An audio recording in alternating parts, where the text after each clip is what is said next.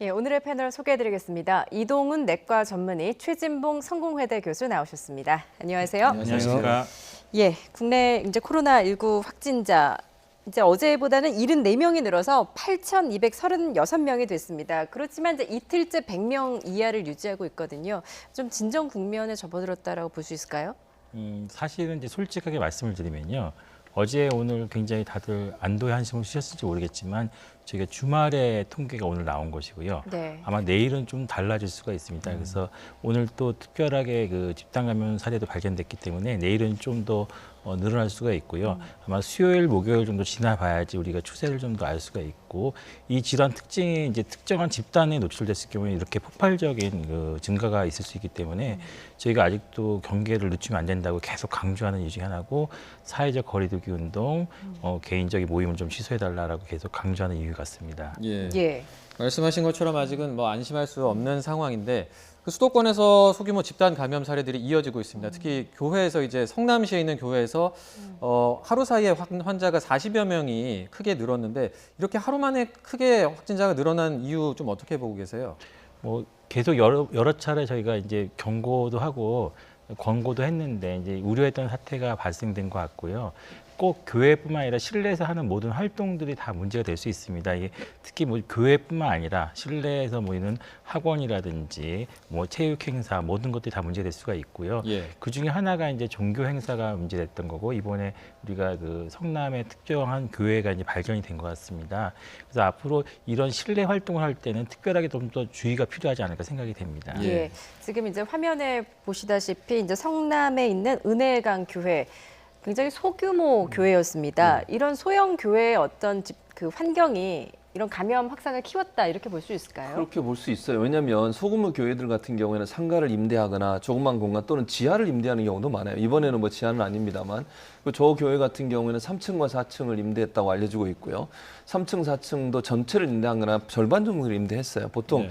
35평 정도 된다고 지금 알려지고 있는데 네. 문제는 저게 지금 등록한 성도들만 130명이고 예배 때는 100명까지도 모였다는 거 아니겠습니까? 물론 네. 숫자는 약간의 차이가 있긴 하지만 그럼 35평 중에 예를 들면 그 목사님이 설교하는 그 부분 빼고 비품 같은 거 있는 지역 빼면 사실은 실제 앉을 수 있는 거리는 한 30평 정도밖에 안 된다고 볼 수 있을 텐데 거기에 만약 100명이 앉았다고 가정을 해보면 얼마나 따닥따닥 붙어 있었을까 우리가 충분히 예측해 볼 수 있는 것이고요. 네. 또 식당 같은 경우는 더 공간이 적어요. 왜냐하면 식당은 뭐 조리하는 시설도 있어야 되죠. 그다음에 정리하는 시설도 있어야 돼. 이러다 보면 의자나 책상을 놓을 수 없는 상황이어서 거기는 의자 책상이 아예 없었다고 해요. 예. 그냥 바닥에 앉아서 아마 상을 펴고 식사를 하신 것 같은데 그러다 보니까 더 옆에 가까이 붙어 앉을 수밖에 없는 상황이었다. 또 저 교회의 특성이 외부에서 소리가 크게 들릴 정도로 큰 소리로 기도도 하고 찬송도 부르고 이랬다고 하니 만약 비말이 튀었다고 하면 이 비말이 더 멀리 갔을 가능성 네. 충분히 있다고 보여지고 그다음에 그 소규모 그 교회들 같은 경우에는 조그만 공간에 사람들이 많이 밀집하게 되고요. 이 시설이 충분하게 떨어서 예배드릴 수 있는 교회가 안 돼요. 상황 자체가. 그러다 보니까 아마도 확산세가 증가할 수밖에 없는 그런 구조적 한계를 가지고 있었다고 보여집니다. 네. 그리고 이동훈 선생님, 저희가 앞서도 뭐 리포트로도 전해드렸습니다만 그 교회 CCTV에 잡힌 모습을 보면 이제 예배 참석자들에게 분무기로 입에다가 이제 소금물을 이렇게 분사를 했는데 이게 화면으로도 보시면 아시겠지만 굉장히 입에 가까이 된단 말이죠. 이게 예. 이렇게 환자가 무더기로 발생한 한 가지 원인이 아니냐 이런 추정이 나오는데 어떻게 보세요? 예, 사실은 뭐 가장 의심이 되죠. 왜냐하면 입안이랑 공간에 이제 분비물이 좀 나올 수도 있고요. 이 소금물 같은 게 전혀 효과가 없거든요. 이거를 왜 하셨는지 좀 모르겠는데 좀 안타까운 게 이렇게 잘못된 정보가 있으시면은 주변에 좀 여쭈어 보셨으면 되는데 아니면 꼭 이게 뭐 감염 전문가가 필요 없거든요. 가까이 있는 아니면 바로 옆에 있는 동네 의원 원장님께도 여쭈어봤으면 되는데 이런 자문 과정이 없이 그냥 개인이 판단해가지고 이걸 했다는 게 참 놀라운 일인 것 같고요. 예. 저희도 진료 현장에서 이런 일을 상당히 많이 봅니다. 꼭 이 소금물 분무기뿐만 아니라 굉장히 그 민간요법이라든지 잘못된 의학 지식을 직접 행동하신 경우가 많거든요. 예. 예. 이런 경우에는 미리 한 번만이라도 의사 선생님한테 상의를 해보시는 게 좋을 것 같습니다. 예. 이 소금물은요. 원래 그냥 정균제라고 알려져 있거든요. 그러니까 균을 멈추는 효과는 있는데 이거를 뭐 살균 효과는 거의 없습니다. 그래서 네. 우리가 예전에 음식도 쓸 때 소금을 많이 썼던 이유 중에 하나가 오래 보관하기 위해서 대표적인 게 우리 김치 아닙니까? 김치가 소금을 넣어서 오래 보관하기 위해서 만든 거거든요. 이 바이러스는 전혀 효과가 없죠. 예. 이거는 의미가 없고 오히려 바이러스를 뿌린 거랑 똑같습니다. 아, 지금- 오히려 지금 화면에 보시다시피 굉장히 같은 분무기로 그 모든 신도들의 입속에다가 분사를 했다고 하는데 이게 사실상 바이러스를 뿌린 거나 다름이 없다라는 네. 말씀이신데 이런 거를 이제 흔히 인포데믹이라고 하지 않습니까? 그렇죠. 잘못된 그 정보나 악성 루머를 믿고 또 그거를 확산하게 만드는 그렇죠. 지금 말씀하신 것처럼 그게 문제예요. 소위 이제 가짜 뉴스죠. 더 쉽게 설명하면 예. 정확하지 않은 정보가 인터넷이나 SNS를 통해서 확산되면서 그걸 믿고 신뢰하게 되는 예. 그러면서 잘못된 대책을 세우는 이런 일이 발생하게 된 건데 누군가 뭐 제가 모르겠어요. 누군지는 명확히 밝히지 않아요. 누군가 저 정보를 교회에서 얘기했을 가능성이 있습니다. 그것도 결정권을 갖고 있는 사람 중에 한 명이거나 아니면 뭐 예컨대 뭐 목사들이나 아니면 장로들이나 이런 분들이 가능성이 있다는 생각이 들어요. 예. 그랬으니까 저런 조치를 했겠죠. 그러니까 이게 정확하게 의사 선생님들이나 아니면 전문가들이 처방을 내려는 어떤 예방 대책이 아니라 인터넷상에 떠돌고 있는 잘못된 정보를 사실로 인식하고 오인하고 그걸 썼다는 거 아니겠습니까? 그리고 오늘 인터뷰한 내용도 보니까 그 담임 목사라는 분도 저게 효과가 있는 것으로 알고 있는 것 같아요. 그렇게 들리는 인터뷰를 했던 걸로 예. 제가 기억이 나는데 예. 그렇다고 하면 저 잘못된 정보를 저렇게 활용해서 해서 결국 이게 뿌릴 때요. 사람들이 입을 열면 숨도 쉬고 말도 할 수 있잖아요. 그때 네. 또 비말이 튀어서 분무기에 붙어 있을 가능성이 있거든요. 그걸 다른 사람은 또 뿌렸으니까 이거는 더 많은 사람이 확산이 일어날 가능성이 있는 것인데 예. 중요한 것은 앞으로도 마찬가지로 우리 시청자분들도 이거 인터넷상에 잘못된 확인되지 않은 정보들이 너무 많이 떠돌고 있어요. 실제 의사 선생님들이나 아니면 전문가들은 그건 효과가 없다고 하는데 초창기 이 코로나19 바이러스 처음 생겼을 때 양파를 끓인 물을 먹으면 뭐 좋다는 등 이런 여러 가지 잘못된 정보들이 인터넷상에 떠돌고 있어 절대 믿으시면 안 되고 예. 전문가가 얘기하는 그 방법을 쓰는 것이 올바른 방법이라는 생각이 듭니다. 예, 팬데믹보다 더 무서운 게 인포데믹이라는 말이 있는데 절대 소금물로는 바이러스를 제거할 수 없다는 점 다시 한번 말씀을 드리겠습니다. 자, 이렇게 종교 활동이 지역 감염 확산의 한 원인으로 지목이 되면서 이를 바라보는 시민들의 반응도 싸늘합니다. 관련 발언 들어보시죠. 열어서 얼굴 보고 밤새도록 그래. 밤새도. 그래서 새벽 4시 있어요. 이런 기분은 다르잖아. 여기는 유별나게 심해. 터졌다 그랬을 때 좀 어떤 느낌이 드셨어요? 깜짝 놀라죠. 이거 막 진짜 영원히 폐쇄됐으면 좋겠는데 이사 가기는 한다더라고.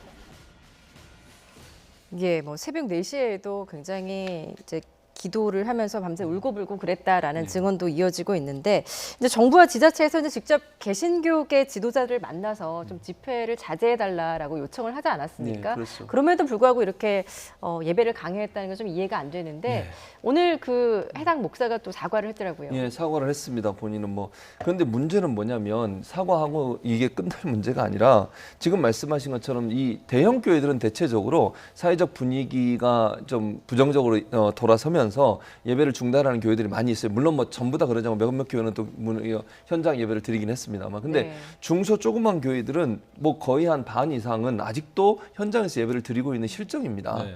왜냐하면 이게 교회라고 하는 곳의 특성이 뭐냐면 물론 그 교단이 있고 교단 밑에 노회가 있고 노회 밑에 이제 교회들이 있는데 이게 다 독립적으로 운영되는 기관들이에요, 사실은. 그러니까 조직은 있지만 천주교처럼 아예 그 중앙에서 이렇게 부탁을 하거나 지시를 하면 밑에까지 전체적으로 전달되기보다는 본인이 해도 그걸 교회 뭐 위에 있는 곳에서 강제로 막을 수 있는 상황은 아니거든요. 그러다 네. 보니까 이걸 막는 데 한계가 있다고 보여지고 조그만 교회들은 일단 이런 이유가 있는 것 같아요. 첫째는 조그만 교회들은 더 많은 성도들이나 신도들을 계속 모으고 전도해서 사람들을 더 가야 되잖아요. 규모가 적으니까. 예. 그런데 이 예배를 안 하게 되면 그분들이 떠나갈 것이라는 불안감이 아직도 남아있는 것 같아요. 첫째. 두 번째는 모여서 함께 예배를 드리면서 그들의 믿음이 성장한다고 믿는 믿음 때문인데 그게 바로 이제 교회 중심적인 예배의 모습이라고 저는 보여지거든요. 예. 근데 지금은 그거보다는 믿음이라고 하는 것은 사실 성경이나 아니면 하나님의 은혜를 통해서 확산되는 것이지 꼭 모여야 되는 건 아니거든요. 그러니까 사회적 역할이라고 하는 거, 교회의 역할은 결국 우리 사회가 긍정적인 방면, 바람직한 방향으로 가는 것에 대한 기여를 하는 것인데 그런 부분에 대한 잘못된 어떤 인식 때문에 결국 중단하지 않고 지속적으로 모이면서 사람들을 계속 붙잡아 놓으려는 의도가 있지 않겠나 이렇게 보여집니다. 예. 예. 그러니까 종교의 자유가 있긴 하지만 이렇게 예배를 강행하는 건 어떻게 보면 교회 중심적인 사고다라고 지적을 해주셨는데 그러면 이제 좀 뭐 강제로 이렇게 못 모이게 할 방안은 없을까 이런 또 의문도 드는데 관련해서 은수미 성남시장이 한 이야기를 잠시 들어보고 이야기 이어가겠습니다. 들어보시죠. 법상 예배를 하시겠다는데 그걸 금지 조치할 권한은 없습니다. 다만 저희들이 지금 910개 정도 되는 각종 종교시설들에 공문을 보내거나 혹은 직접 점검을 나가거나 하면서 권유를 하고 있습니다. 그리고 종교 지도자분들하고도 몇 번 저희가 직접 만나 뵙고 요청을 했습니다. 그러니까 반복적으로 그런 요청을 하는 것 이상은 할 수가 없다라는 말씀을 드리고요. 예. 어떤 정부의 권고도 사실상 통하지가 않았다라는 말인데 이 은혜강 같은 교회는 이제 특정 교단에 속하지 않은 어떤 독립교회라고요? 그 독립교회라는 게 뭐냐면 이게 지금 그 두 가지 제가 볼 때 확실하게 제가 이 교회에 대해서는 정확한 부분은 제가 명확하게 말씀드릴 수는 없지만 두 가지 종류가 있습니다. 독립교회들이 모여서 만든 교단이 독립교단이라는 게 있어요. 네. 교단이라 하면 우리 이제 시청자분들이 많이 들은 장로교, 침례교, 그다음에 성결교, 감리교 뭐 이런 종류들이 이제 교단이거든요. 교단은 같은 어떤 보통은 이제 신학대학을 같은 곳을 졸업하신 분들이 목사 안수를 받는 곳입니다. 예컨대 뭐 감리교 신학대학을 나오면 감리교단에 소속된 목사가 되는 거죠. 장로교 신학대학을 나오면 장로교에 소속된. 근데 독립교단이라고 하는 것은 어떤 곳이냐면 이런 그 자체적인 교단이 없는 신학대학을 나오신 분들이 본인이 교단에 어떤 소속되지 않고 자유롭게 목회를 하고 싶은 사람들이 독립교단에 가서 따로 안수를 받습니다. 목사 안수를. 네. 목사 안수를 받는 것은 교단에서 하는 것이죠. 국가에서 무슨 뭐 자격증이 이게 있는 게 아니고 교단 자체적으로 목사님들 안수를 하는데 그러다 보니까 독립교단이라는 교단을 만들어서 거기서 일반 신학교나 아니면 이제 다른 교단에서 오신 분들도 안수를 주는데 문제는 다른 교단들은 안수를 받고 나서도 어느 정도 그 같이 운영하면서 이 그 함께 활동할 수 있는 바운더리가 생깁니다. 그런데 예. 독립교단은 안수를 하고 나면 그다음부터는 자유롭게 해요, 본인들이. 그러다 보니까 전체적으로 교단이 있는 감리교, 장로교, 침례교 이런 교단이 있는 곳은 그래도 정부와 협조를 하면 교단 위에 총회나 이런 데서 좀 지시를 하거나 아니면 요청을 하면 좀 듣는 부분이 있어요. 근데 예. 독립교단 같은 경우는 그런 부분이 없기 때문에 제가 볼 때는 이 목사님이 자체적으로 본인의 판단에 의해서 이렇게 하지 않았을까라는 생각이 듭니다. 예. 이동훈 선생님은 이게 지금 앞서도 말씀하셨던 것처럼 우려했던 상황이 벌어졌다고 말씀하셨잖아요. 그러면 어쨌든 이렇게 좀 그러니까 일부 교회에서 방역에 허점이 생기는 경우가 발생을 한 건데 이걸 좀 강제로라도 좀 뭐 집회 교회를 못 모이게 해야 하는 건지 그 부분 어떻게 생각하세요? 그러니까 사실은 한국은 처음 겪는 일이라서 이렇게 논란이 되는 것이고요. 서구도 이제 과거에 이런 논란이 있었다가 지금은 다 합의가 이루어졌습니다. 그래서 서구에서 교회를 이제 예배를 중지하는 것에 대해서는 아무런 논란이 없거든요. 네. 그리고 두 번째로는 이제 그 교회라고 해서 한정져 가지고 더 문제가 됩니다. 지금 어저께 CDC에서 발표한 것은 50인 이상의 모임을 좀 자제해달라. 예. 이런 식으로 이제 구체적인 숫자가 나옵니다. 이 프랑스도 한 100인 이상으로 이제 정해놨습니다. 그러니까 예. 우리가 어떤 기준을 할 때는 공평해야 되거든요. 종교 시설이 아니라 모든 시설에서 실내 공간 다 위험할 수 있으니까 이런 일정한 기준을 갖고 접근해 나가면 오히려 그 교회를 겨냥한 것이 아니기 때문에 예. 교회 자체에서도 모임 규모를 좀 축소할 수가 있고요. 각 교회마다 굉장히 다양하거든요. 큰 교회 같은 경우는 여유가 있을 수 있고 아까 작은 교회 같은 경우는 좀 더 축소할 수 있으니까 그런 여지를 좀 줘야 될 것 같고요. 그리고 두 번째로는 우리가 아직까지 우리 사회가 안전이나 이런 데에 대한 관심이 적습니다. 그래서 특히 교회 같은 경우 큰 교회는 수천 명이나 되지만 이런 감염병 사태가 발생했을 때 자문을 구하는 경우가 거의 없습니다. 특히 뭐 행사도 마찬가지고요. 저도 예전 어떤 행사를 기획할 때 봤을 때 의학적인 자문이라든지 안전 자문 이거는 전혀 해본 적이 없었거든요. 만약에 이번에 이런 상황이 발생했을 때 목사님들께서 의사 선생님께 한 번이라도 자문을 구하셨으면은 예배 종지라든지 이런 게 결정을 내릴 때 본인의 신앙심보다 훨씬 더 객관적으로 평가할 수가 있고 그런 어떤 모임이라든지 이런 행사를 할 때 주변에 의사 선생님한테 자문을 구하시면은 이것이 뭐 나의 독단이 아니라 과학적인 근거에서 우리가 중지하는 것이다 이런 것을 객관적으로 말할 수가 있기 때문에 오히려 더 쉽게 접근할 수 있을 것 같습니다. 예, 꼭 교회를 말하는 것이 아니라 뭐 50인 이상의 어떤 집단 집회라든지 어떤 소규모 모임은 지금 일시 정지를 해야 된다라는 말씀이신 것 같습니다. 지금 이제 이번 이 은혜강 교회 같은 경우가 이제 수도권 두 번째 큰 집단 감염이었고요. 첫 번째 집단 감염이었던 서울 구로의 콜센터 관련한 이야기도 좀 나눠보도록 하겠습니다. 현재는 132명까지 지금 확진이 나온 상태인데 여전히 그 첫 번째 감염자가 누구인지는 여전히 좀 불확실한 점이 있는 것 같아요. 그렇습니다. 원래는 11층에 있는 분이 감염이 첫 번째 감염자인 줄 알았더니 알고 봤더니 먼저 증상이 있고 확진된 분이 10층에 있는 교육센터 직원이었다는 겁니다. 그래서 이 부분도 사실은 명확하게 이분이 첫 번째 그럼 감염자냐라고 확정하진 않은 상태예요. 예. 왜냐하면 이게 날짜의 차이는 있지만 무증상 상태에서도 감염이 된 사례들이 많이 발견됐지 않습니까? 그러다 보니까 10층에 있는 교육센터 직원이 먼저 확진은 됐지만 어찌 보면 그 전에 있었던 11층에 있던 분이 무증상 상태에서 감염원으로 바이러스를 가지고 있었을 가능성도 충분히 예측할 수 있거든요. 예. 그러다 보니까 지금 방역 당국은 두 사람 중에 누가 첫 번째 감염자인지에 대해서 명확하게 얘기는 하지 않고 있습니다만 문제는 그러면 어떻게 해서 11층과 10층 사이에 연결고리가 연결될 수 있냐 하는 부분을 찾아내야 되거든요. 이 부분을 빨리 역학조사를 찾아내야 한다고 보여지고요. 그 부분을 찾아내고 나면 어떤 방식을 어떤 통로를 통해서 이게 확산이 됐는지를 찾아낼 수 있을 것 같은데 아직까지 그 부분이 오리무중이어서 방역 당국이 좀 고심하고 있는 게 아닌가 이런 생각이 듭니다. 네. 예. 그 콜센터와 관련된 상황도 좀 지켜봐야 될 것 같고요. 그리고 그 정부 세종청사에서 해양수산부 직원들이 30명 가까이가 이제 확진 판정을 받았는데 이분들이 이제 그 검사를 받고 나서 그러니까 결과가 나오기 전에 좀 자가격리 수칙을 잘 지키지 않았다 이런 내용을 저희가 보도를 해드렸는데 이게 무조건 검사를 받고 나면은 자가격리를 해야 되는 게 당연한 거죠? 네, 맞습니다. 지금 우리나라 국민분들이 지금 숫자가 좀 줄어드니까 약간 경계가 해이해졌다라고 해야 되나 그런 느낌이 드는 게 이런 것들이 좀 발견되고 있거든요. 지금 유럽 상황을 보시면 굉장히 엄중합니다. 네. 지금 도시가 완전히 다 폐쇄시키고 이동 정지하고 이런 상황인데 우리가 그것을 막으려면은 의심이 되시는 분들은 최대한 집에 있어 달라는 게 지금 현재 방역 당국의 목표고요. 영국은 아예 방송을 하지 않습니까? 호흡기 질환 있으면은 우리 검사 못 해준다.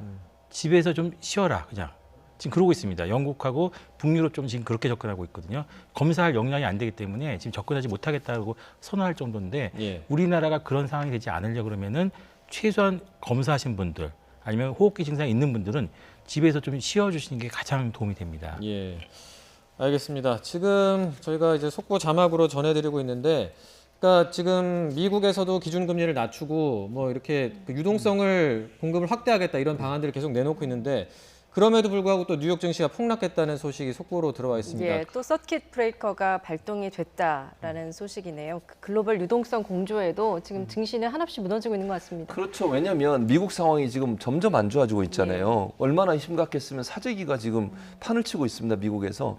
우리나라는 사재기란 건 없었어요. 사실 이번 사태를 겪으면서. 그만큼 이제 불확실성은 있었고 불안감은 있었지만 우리 국민들이 잘 대처해 사재기를 하지 않았는데 미국의 사재기 현상을 보면 미국 국민들이 느끼는 심리적 압박감이나 불안감은 우리보다 훨씬 크다는 겁니다. 예. 왜냐하면 우리는 확산세가 있었지만 정부가 적극적으로 찾아내서 검증하고 그리고 문제가 있으면 격리시키고 치료하려는 그런 노력들을 계속 해왔잖아요. 근데 미국 정부는 잘 아시는 것처럼 초기에 괜찮다, 문제 없다 이렇게 하면서 소극적인 대응을 했었고요. 그러다 보니까 갑자기 1,000명, 2,000명씩 막 늘어나고 있는 상황 아니겠습니까?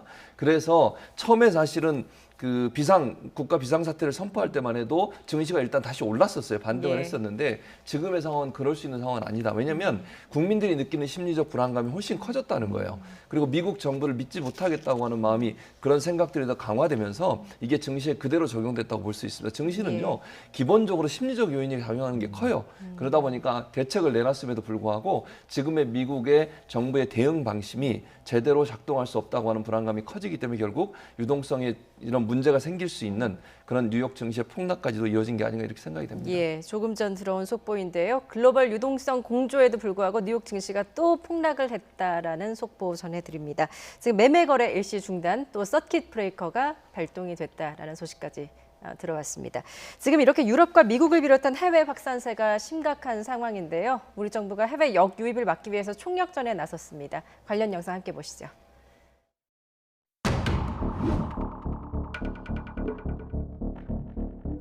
Vorrei dire che non ce la facciamo, ma sarà un po' più dura perché non siamo, diciamo così, così responsabili come i cinesi. Europe has now become the epicenter of the pandemic. 그 이전에는 직접적으로 검사를 많이 시행하였으나 그 중에는 양성자가 없었습니다. 근데 최근 들어서 유럽발 유행 입국자들에서 양성자가 증가하고 있습니다. 네,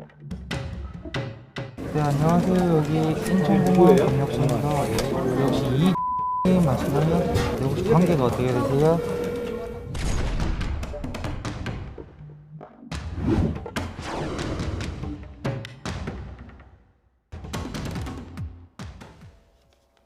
예, 우리 정부가 이제 특별 입국 절차를 유럽 전역으로 지금 확대를 했는데 그만큼 유럽 상황이 심각하다라는 의미인 것 같아요. 예, 맞습니다. 예. 지금 굉장히 심각하고요. 유럽은 이제 중국이라든지 우리나라는 굉장히 열심히 어떻게 중국을 좀 여러 가지 평가하는데 공산 사회고 약간 저기 뭐더라? 사회주의 네. 국가다 보니까 네. 이렇게 가능했던 거고요. 유럽이나 이런 민주 국가에서는 이런 조치를 취하기 참 어렵습니다. 그래서 그런데도 불구하고 이탈리아랑 스페인 같은 경우는 거의 비슷한 조치를 지금 취하고 있고요. 그 의료 이용도 좀 한계가 있고 영국이나 스웨덴 쪽은 이제 자원의 한계 때문에 이제 환자 카운팅을 하기가 어렵다라는 그런 얘기까지 나오고 있습니다. 예. 그리고 프랑스랑 독일 정도가 우리나라랑 비슷한 조치를 취하고 있는데 여기도 좀 환자가 많이 늘어날 경우에는 의료 이용이 굉장히 올라가기 때문에 네. 위중한 환자 중심으로 접근을 하겠다 이런 얘기가 나올 정도입니다. 그래서 상황이 좀 심각하고 이 상황이 어디서 정지할 수 있을지도 좀 의문스러운 상황입니다. 예. 그러니까 제한된 인력과 뭐 자원이 제한돼 있으니까 치료할 수 있는 분만 하겠다 이런 식으로 지금 어쩔 수 없이 그런 사례까지 나오고 있는 게 지금 유럽의 상황인데 그러다 보니까 우리나라도 이제 유럽 전역으로 이제 특별 입국 절차를 강화를 했고 또 이거를 전 세계적으로 확대하는 방안도 검토를 하고 있는데 이제 정부의 대응은 적절하다고 보십니까? 사실은 이제 그 강경화 장관님이 민주적 절차를 유지하기 위해서 입국 제한을 하지 않겠다라고 말씀하셨는데 지금 환자분들은 계속 들어오고 있거든요. 예. 조금씩. 그리고 유럽 자체 내에서도 약간 검역을 강화시키고 있고요. 어떻게 보면 이제 환자들이 계속 들어올 때마다 우리 방역 당국이 그걸 계속 쫓아다녀야 되기 예. 때문에 굉장히 어려움을 가중시키는 면이 있습니다. 그래서 그 지금까지 우리가 했던 방역 대책 어저께 감염학회에서도 말했는데 방역 대책을 다시 한번 평가해 볼 필요가 있다. 우리가 지금까지 고사한 게 과연 옳은 것인지. 왜냐하면 우리가 잘 몰랐던 것들이 많았거든요. 네. 그래서 초기에는 놓쳤던 점도 있었기 때문에 그걸 다시 한번 평가해보고 그리고 우리가 지금 다 일일이 다 격리 조치를 하고 있는데 과연 이것이 맞는 것인지. 왜냐하면 일본하고 지금 북유럽 쪽하고 영국 쪽은 다른 조치를 취하고 있거든요.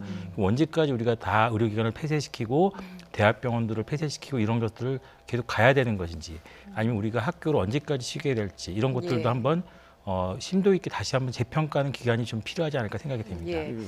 지금 네. 우리 정부 같은 경우에는 이제 특별 입국 절차를 유럽 전역에서 뭐 미국이나 동남아 이렇게 전 세계로 확대한다는 계획 아닙니까? 그렇죠. 뭐 특별 입국 절차라는 게 이제 어떤 절차를 하는 건가요? 왜 특별 입국 절차는 이렇습니다. 일단은 별도 입국장을 사용하게 됩니다. 다른 나라에서 들어오는 사람과 겹치지 않도록 하는 거죠. 예. 왜냐하면 유럽 같은 데 워낙 이제 확산세가 크기 때문에 그쪽에 들어오는 분들이 감염되거나 아니면 증상이 있을 가능성이 높기 때문에 이분들을 분리해서 따로 입국하는 절차를 받게 되는 것이고요. 예. 발열 체크를 모두 다 하게 되고요. 그다음 모두 다 특별 검역 신고서를 작성하게 됩니다. 본인 스스로 검진표를 쓰는 거죠. 열은 있었는지 그동안 건강에 이상은 없었는지 하는 부분을 직접 작성을 하고요. 그다음 반드시 국내에 머무를 주소를 적게 돼 있습니다. 그리고 전화번호를 적게 돼 있고요. 이 전화번호는 현장에서 저기서 일하시는 우리나라 이제 방역 당국에서 일하시는 분들이 직접 전화를 겁니다. 예. 그래서 이 사람이 정말 거기에 머무르게 되느냐, 이 사람 전화번호가 맞느냐 확인하게 돼요. 왜냐하면 만약의 경우에 이제 역학 조사를 하다가 누군가가 접촉했다는 증상이 나타나게 되면 이분을 찾아내야 되잖아요. 그래서 외국에 입국하신 분이 어디에 거주하고 어느 곳에 있는지를 명확히 알아야 되기 때문에 전화번호 확인하게 되고요. 그리고 바로 그 자리에서 자가 진단 앱을 설치하게 됩니다. 예. 전화기에 강제로 설치하고요. 그거를 하루에 한 번씩 꼭 신고를 해야 됩니다. 그러니까 자기의 발열은 어느 정도 되는지 증상이 있는지 없는지를 스스로 앱에 집어넣으면 그게 다 이제 중앙으로 통보가 돼서 관리를 하게 되는 거죠. 이런 예. 절차를 밟게 되는 것입니다. 그런데 이제 그 특별 입국 절차라는 게 그 뭐 무증상으로 들어오는 분 같은 경우는 또 걸러지지 않을 가능성도 있고 그리고 해외에서는 이제 그런 나라들이 있거든요. 일부 국가에서는 국외에서 오는 사람들을 일정 기간 격리를 시켰다가 들여보내고 이런 나라들도 있는데 우리나라도 이제 그렇게까지는 할 필요가 없는지 이것도 궁금한데 어떻게 보세요? 사실은 의료계에서는 그렇게 해주셨으면은 좋겠다라는 생각이죠. 왜냐하면 계속 들어오면은 우리가 감당하기가 좀 어렵거든요. 그리고 특별하게 이 질환 자체가 굉장히 전파력이 강하기 때문에 예. 그분들이 국내 어떤 집단하고 접촉할 경우에는 굉장히 큰 파괴력을 갖기 때문에 그래서 아마 영국이라든지 유럽 쪽에서 이것을 조절하기 어렵다는 그런 전망이 나오고 있는 것이고 아마 여러 경제적인 지표가 영향을 받는 것 같습니다. 예. 그래서 가급적이면 한번 그런 것도 고려를 해봐야 되는데 계속 저희가 메시지는 보내드리고 있는데 이거를 받아들이시는 분들이 이거를 심각하게 생각하지 않는 것 같은데 예. 다른 나라들도 비슷한 수준으로 좀 해줘야 될 것 같습니다. 예, 그러니까 일부 국가에 대한 강제 격리 조치도 필요하다라는 의견이신데 그만큼 지금 해외에서 오는 그 역유입 가능성이 이제 굉장히 우려스럽다라는 말씀이신 것 같습니다.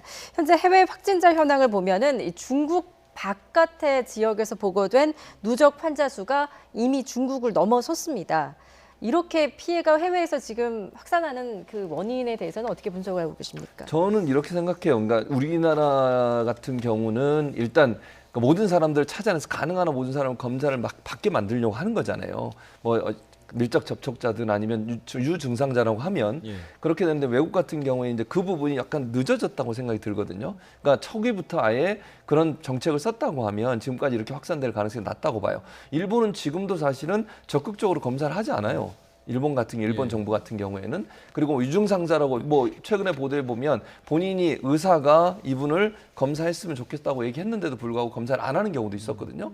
그런 경우들이 계속 반복되고 있으면 그러면 확진자는 나오지 않겠지만 확진되지 않은 상태에서 감염원이 돼서 다른 사람한테 감염을 옮길 가능성은 충분히 있는 거잖아요. 그런 부분들이 좀 미흡했던 것 같고 이탈리아 같은 경우는 특히 고령 인구들이 많습니다. 저기는 고령 인구들이 뭐 전체 그 세계 고령 통계를 보면 고령 인구가 약 전체 인구 22%를 차지하고 있고요. 일본 다음으로 고령 인구가 많다고 합니다. 네. 그러다 보니까 사망자 숫자도 늘어났다고 볼 수 있을 거고 또 고령 인구들이 취약하잖아요. 감염에 그런 바이러스에 취약한 부분도 있고 이러다 보니까 확산대가 늘어났다고 볼 수 있을 것 같고요. 그다음에 이제 저 유럽은 아시는 것처럼 거의 EU로 묶여 있기 때문에 네. 여행이 자유로웠잖아요. 사실은 그러니까 초창기는 막지 않았어요. 그러다 보니까 이 전파 속도가 커질 수 있는 요소가 작용. 마지막 하나 더 문화적인 부분, 볼키스를 하거나 접촉하는 부분 이런 문화적인 요소도 사실은 확산의 하나의 요인으로 작용했다고 볼 수 있을 것 같습니다. 예, 또 3, 4, 5 모여서 이렇게 음식 먹고 이런 걸 또 즐기는 그렇죠. 문화잖아요. 예, 그런 것 같습니다.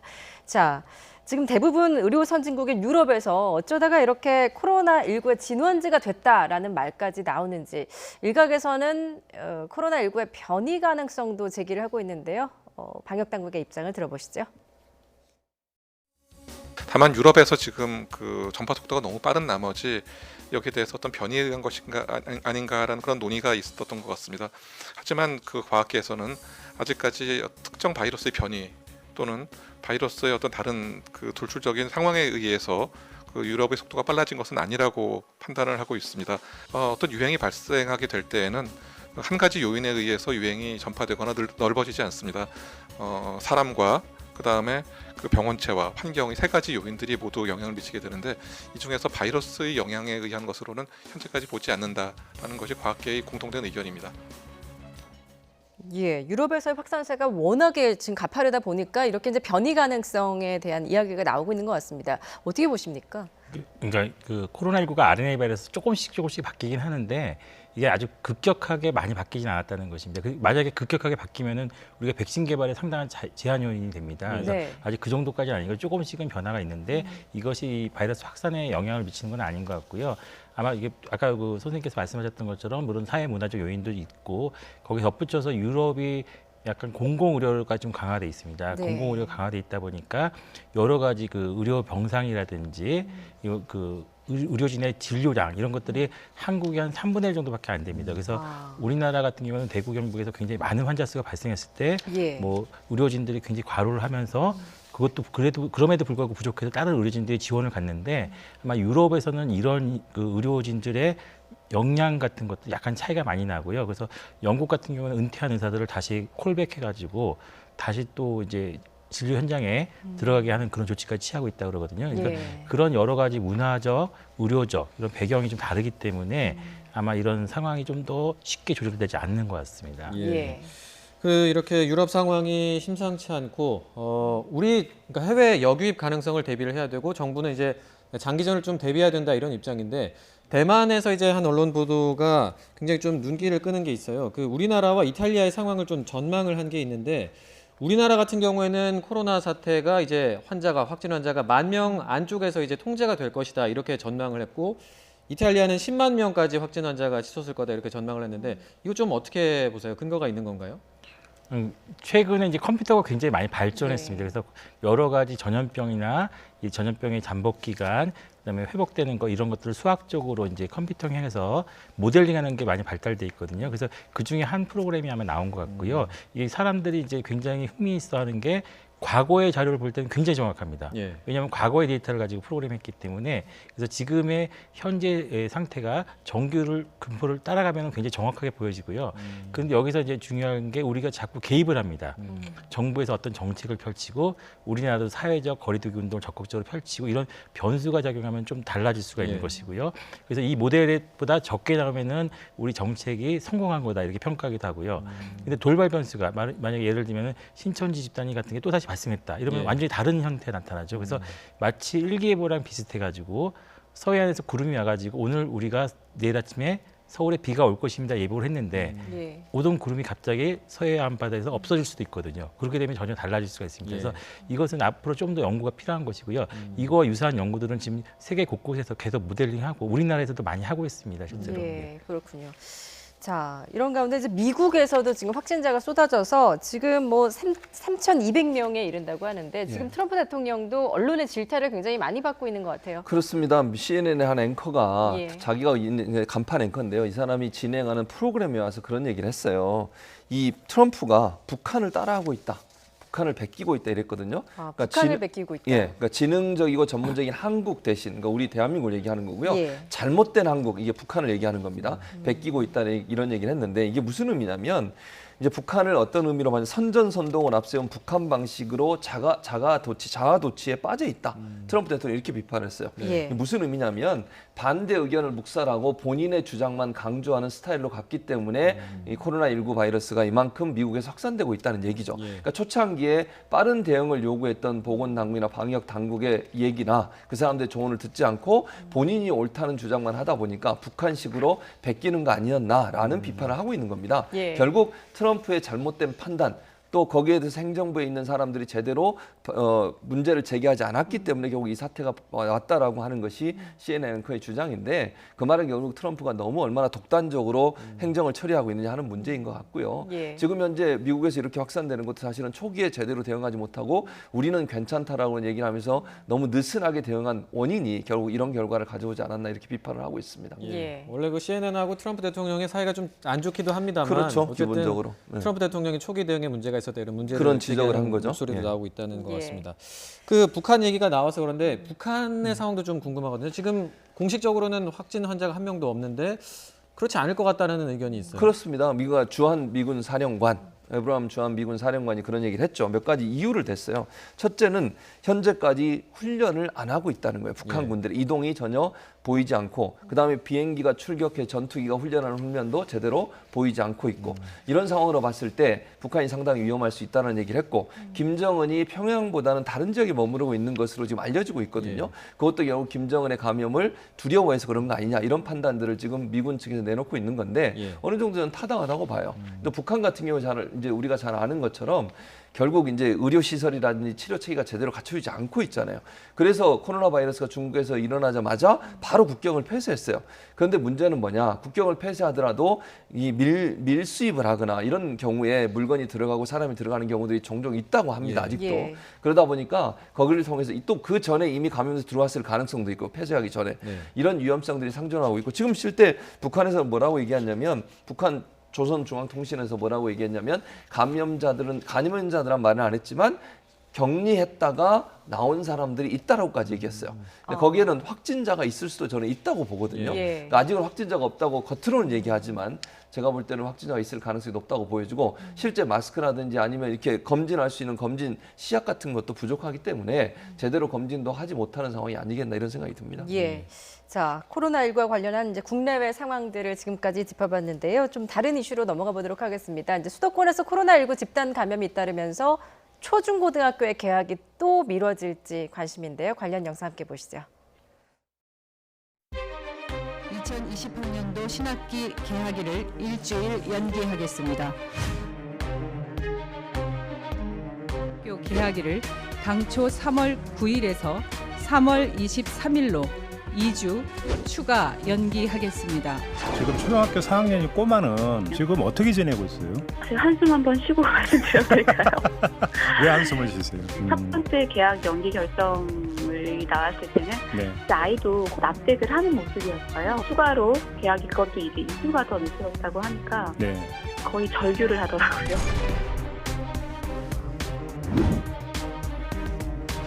수많은 학생들이 동시에 움직이게 되면 그나마 잡기 시작한 전염병 확산을 저는 언제 어디서 터질지 모른다고 생각하고 있습니다. 그 말씀은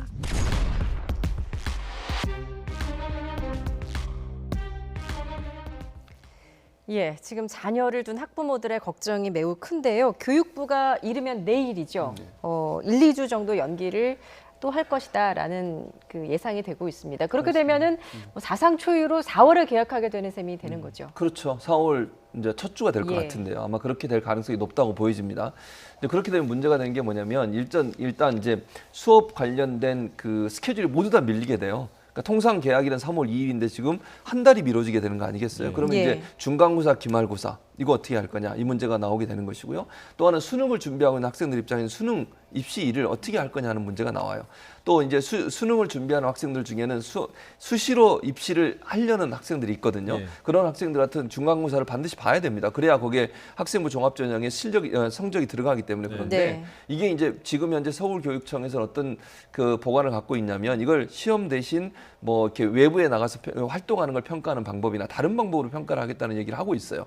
그렇게 되면 결국 이게 늦춰지면서 수시에도 영향을 미칠 수 있고 또 하나는 이제 성적을 올려서 본인이 그동안 좀 떨어졌던 성적을 올리려는 어떤 계획을 갖고 있던 학생들 입장에서는 불가피한 차질이 생길 수도 있잖아요. 이런 문제 때문에 이게 입시에도 영향을 미칠 수 있고 또 그렇게 되면 수업 일수도 줄여야 돼요. 지금 190일, 180일 정도 수업 일수를 채워야 되는데 예. 이게 자체적으로 학교장이 10%까지는 감축할 수 있습니다. 그러면 전체 교육 프로그램에서 10%의 시간이 줄어들게 되면 선생님들이 과연 전체 커리큘럼 전체를 다 가르칠 수 있을까 예. 하는 이제 걱정도 나오고 있는 상황이어서 예. 여러 가지 문제점을 지금 수반할 수 있는 상황이라고 보여집니다. 예. 그 개학 연기가 여러 가지로 이제 쉽지 않은 문제점들이 있는데도 불구하고 정부와 방역 당국이 검토할 수밖에 없는 이유가 있죠. 예, 맞습니다. 지금 이건 뭐 역사적으로 다 증명이 된 사실입니다. 개학을 하자마자 한 1, 2주 있다가 이런 전염병이 확산된 것들은 과거에 여러 차례 있었거든요. 예. 그래서 특히 뭐 저희가 흔히 경험한 것 중에 하나가 독감이 매년 유행하지 않습니까? 네. 방학이 되면 좀 약간 수그러듭니다. 그래서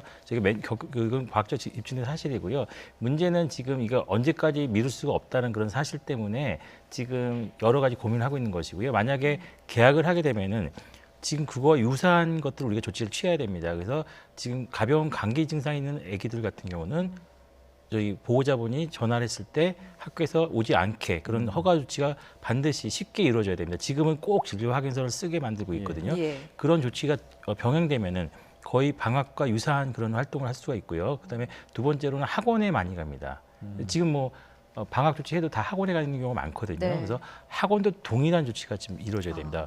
호흡기 증상이 있는 친구들은 학원에도 자제를 하게. 그래서 지금 우리 사회적으로 꼭 학교랑 학원 이것뿐만 아니라 모든 공간에서 예를 들면 식당도 마찬가지입니다. 식당에서도 호흡기 증상이 있는 분들은 식당에 출입을 자제하게 이런 조치가 방금 전에 아까 자가격리 하셨던 분이 식당에 가시지 않았습니까? 네. 이거를 식당 운영자분께서 미리 입구에서 그런 차단 조치를 하실 수 있도록 예를 들면 발열이라든지 안내문 같은 거를 게시를 하실 필요가 있습니다. 지금 현재 상황에서는. 예, 어떤 이제 학교 내 감염이 이제 또 다른 지역 사회의 감염원이 될 수 있기 때문에 좀 더 주의를 기울여야 된다는 목소리이신데 이제 학교 내 방역 작업도 좀 철저히 이루어져야 되고요. 또 만약의 경우에 어떻게 대처할지도 계획을 좀 세밀하게 세워야 될 것 같습니다. 그렇지만 학교 현장의 목소리는 그렇지 않다라고 이야기를 하고 있는데요. 직접 들어보시죠. 네. 발열 체크 준비가 너무 쉽지 않습니다. 지금 세운계도 네. 지난 1월에 25개를 신청을 했거든요. 아직 4개밖에 구입을 하지 못했습니다. 네. 마스크를 그 교육청에 제출한 것 말고도 예. 사실은 1000개 이상을 주문을 해놨어요. 1500장 이상을 네. 1월 말에. 근데 아. 그 한 장도 더 이상 받지를 못하고 있습니다. 아. 취소되지 않은 것만도 다행이라고 지금 생각을 하는데 이게 언제 올지 몰라요. 그래서 사실은 예. 이 마스크 문제도 굉장히 심각합니다. 네. 예, 그러니까 계약이 연기가 되면 이제 학교 현장의 방역도 철저히 해야 될 텐데 지금 교장 선생님의 말씀대로라면 발열 체크 시스템이나 지금 마스크도 좀 많이 부족하다라는 거거든요. 어떻게 보세요? 네, 그게 바로 그런 점이 굉장히 예. 걱정스러운 점이고요. 그것을 극복하려면은 호흡기 질환 있는 학생들을 학교에 오지 않도록 철저하게 안내가 필요하고요. 그다음에 마스크 같은 것도 지금 현재 조금만 지나면 좀 풀릴 가능성이 있습니다. 지금 중국이 지금 호전이 되고 있기 때문에 예. 사실 중국에서만 마스크 소모량만 줄어들면은 전 세계가 약간 숨통이 좀 트이거든요. 지금 우리나라는 굉장히 마스크 생산이 많기 때문에 지난주하고 이번 주도 좀 달라질 겁니다. 아마 이번 주랑 좀 다음 주는 또 달라질 수 있기 때문에 이런 것들은 조금 시간이 지나면 해결되지 않을까 생각이 들고요. 예. 그 개인 위생이랑 손 씻기 지금 미국은 이런 방학 기간 동안에 미국도 다 지금 방학 중입니다. 네. 모두 다 이제 학교가 지금 클로즈돼 있는 상태거든요. 거기 중간에 계속 학생들을 교육을 하고 있다 그럽니다. 손 씻기 열심히 해라.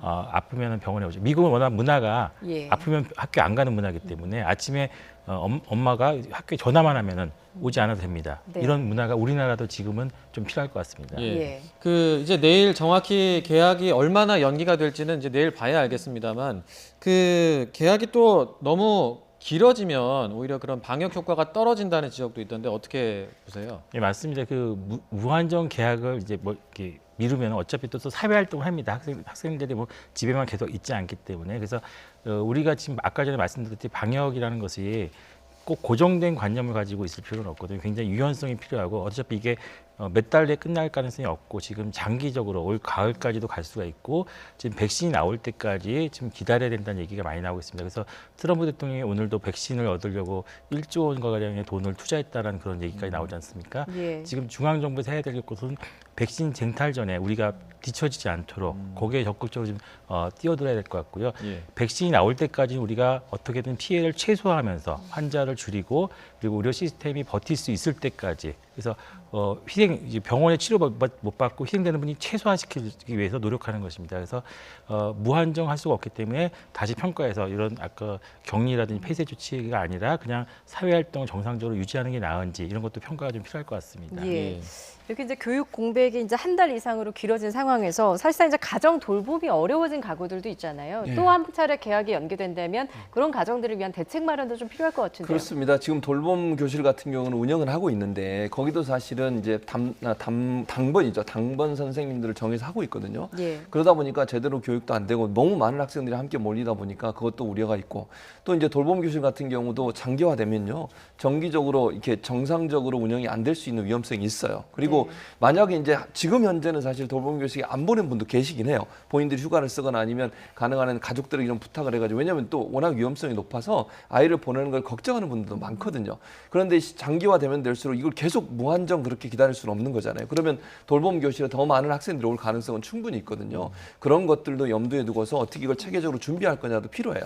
지금 한 분만 당번 선생님으로 맡아가지고 모든 돌봄 학생을 다 돌볼 수 있는 상황은 아니기 때문에 체계적으로 어떻게 조를 짜서 어느 분이 몇 명을 다 감당할 수 있는지 하는 부분도 계산을 해서 준비하는 교육 당국의 준비가 필요한 상황이라고 보여집니다. 예.